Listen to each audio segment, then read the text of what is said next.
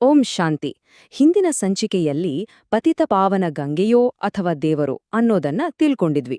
ಇವತ್ತು ನಮ್ಮಲ್ಲಿ ಬಹಳಷ್ಟು ಜನರನ್ನ ಕಾಡುವ ಇನ್ನೊಂದು ತುಂಬಾನೇ ಆಳವಾದ ಪ್ರಶ್ನೆಯನ್ನ ನೋಡೋಣ.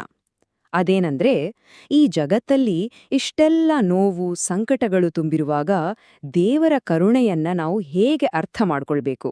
ಬನ್ನಿ, ಈ ಪ್ರಶ್ನೆಯನ್ನ ಸ್ವಲ್ಪ ಆಳವಾಗಿ ನೋಡೋಣ. ಯಾಕೆಂದ್ರೆ ನಮ್ಮ ಸುತ್ತಮುತ್ತ ಕಣ್ಣು ಹಾಯಿಸಿದ್ರೆ ಈ ಪ್ರಶ್ನೆ ಮನಸ್ಸಲ್ಲಿ ಮೂಡೋದು ತುಂಬಾನೇ ಸಹಜ ಅಲ್ಲ. ಜಗತ್ತಿನ ಈಗಿನ ಸ್ಥಿತಿಯನ್ನ ನೋಡ್ದಾಗ ಅಬ್ಬಾ, ದೇವ್ರಿಗೆ ನಿಜವಾಗ್ಲೂ ಕರುಣೆ ಇದೆಯಾ ಅಂತ ಯಾರಿಗಾದ್ರೂ ಅನ್ಸದೇ ಇರೋಲ್ಲ.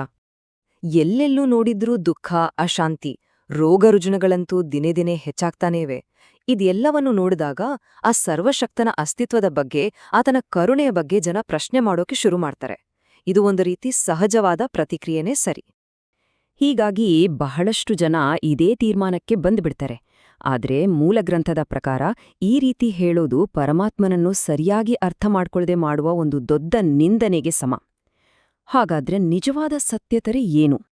ಇಲ್ಲೇ ನೋಡಿ, ಕರ್ಮಸಿದ್ಧಾಂತ ಅನ್ನೋ ಒಂದು ಪ್ರಮುಖವಾದ ಪರಿಕಲ್ಪನೆ ಬರುತ್ತೆ. ಇದರ ಪ್ರಕಾರ ನಾವು ಅನುಭವಿಸುವ ಪ್ರತಿಯೊಂದು ಸುಖ ಇರ್ಬೋದು, ದುಃಖ ಇರ್ಬೋದು, ಅದಕ್ಕೆ ಕಾರಣ ದೈವಿಕ ಇಚ್ಛೆಯಲ್ಲ, ಬದಲಾಗಿ ನಮ್ಮದೇ ಸ್ವಂತ ಕರ್ಮಗಳು. ಈ ಒಂದು ಯೋಚನೆ ನಮ್ಮ ಇಡೀ ದೃಷ್ಟಿಕೋನವನ್ನೇ ಬದಲಿಸಿಬಿಡುವ ಶಕ್ತಿ ಹೊಂದಿದೆ. ಹೌದು, ನಮ್ಮ ಜೀವನದ ಪ್ರತಿಯೊಂದು ಅನುಭವ, ಅದು ಒಳ್ಳೆಯದೇ ಆಗಲಿ ಅಥವಾ ಕೆಟ್ಟದ್ದೇ ಆಗಲಿ, ಅದು ನಮ್ಮದೇ ಕರ್ಮಗಳ ಪ್ರತಿಫಲ ಅಷ್ಟೇ. ಸುಖ, ದುಃಖ, ಶಾಂತಿ, ಅಶಾಂತಿ ಮತ್ತು ಆರೋಗ್ಯ, ಅನಾರೋಗ್ಯ ಇದೆಲ್ಲವೂ ನಮ್ಮದೇ ಕರ್ಮದ ಖಾತೆಯಿಂದ ಬರೋದು. ಹಾಗಾಗಿ ಇಲ್ಲಿ ನಾವು ಅರ್ಥ ಮಾಡ್ಕೊಳ್ಬೇಕಾದ ನಿರ್ಣಾಯಕ ಅಂಶವೇ ಇದು: ಪರಮಾತ್ಮನು ಯಾವುದೇ ವ್ಯಕ್ತಿಯ ಕರ್ಮದ ಫಲಿತಾಂಶದಲ್ಲಿ ಯಾವತ್ತಿಗೂ ಹಸ್ತಕ್ಷೇಪ ಮಾಡೋದಿಲ್ಲ. ಆತನು ಕರ್ಮದ ನಿಯಮವನ್ನ ಗೌರವಿಸ್ತಾನೆ. ನೋಡಿ, ಇಲ್ಲಿರೋ ವ್ಯತ್ಯಾಸ ನಿಜಕ್ಕೂ ಕುತೂಹಲಕಾರಿ. ಸಾಮಾನ್ಯವಾಗಿ ಕರುಣೆ ಅಂದ್ರೆ ದೇವರು ಬಂದು ನಮ್ಮ ಕಷ್ಟಗಳನ್ನೆಲ್ಲ ನೇರವಾಗಿ ಸರಿ ಮಾಡ್ಬೇಕು ಅಂತ ನಾವು ಅಂದ್ಕೋತೀವಿ. ಆದ್ರೆ ಇಲ್ಲಿ ನೋಡಿ, ದೈವಿಕ ಕರುಣೆಯನ್ನ ಜ್ಞಾನ ಮತ್ತು ಯೋಗದ ಮೂಲಕ ನೀಡುವ ಆಧ್ಯಾತ್ಮಿಕ ಶಿಕ್ಷಣ ಅಂತ ಹೇಳಲಾಗಿದೆ.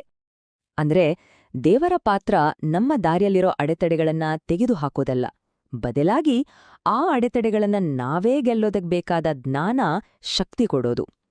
ಪಾಪದಾತ್ಮಗಳನ್ನ ಪುಣ್ಯದ ಆತ್ಮಗಳಾಗಿ ಪರಿವರ್ತನೆ ಮಾಡೋದೇ ಆತನ ನಿಜವಾದ ಕರುಣೆ.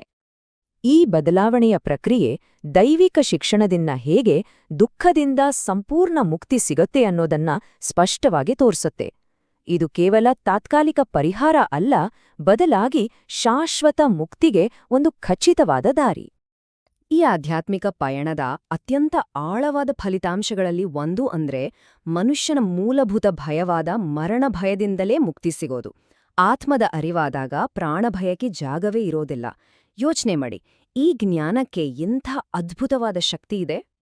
ಹಾಗಾಗಿ ಈ ಇಡೀ ವಿಶ್ಲೇಷಣೆಯ ಪ್ರಮುಖ ಅಂಶ ಏನಂದ್ರೆ, ದೈವಿಕ ಕರುಣೆ ಅಂದ್ರೆ ಕರ್ಮದಲ್ಲಿ ಹಸ್ತಕ್ಷೇಪ ಮಾಡೋದಲ್ಲ, ಬದಲಾಗಿ ಜ್ಞಾನದ ಮೂಲಕ ನಮ್ಮನ್ನ ಸಶಕ್ತರನ್ನಾಗಿ ಮಾಡೋದು. ವ್ಯಕ್ತಿಯನ್ನು ತಾವಾಗಿಯೇ ತಮ್ಮ ದುಃಖಗಳಿಂದ ಮೇಲೆದ್ದು ಬರುವ ಹಾಗೆ ಶಕ್ತಿ ಕೊಡುವುದೇ ಪರಮಾತ್ಮನ ನಿಜವಾದ ಕರುಣೆ.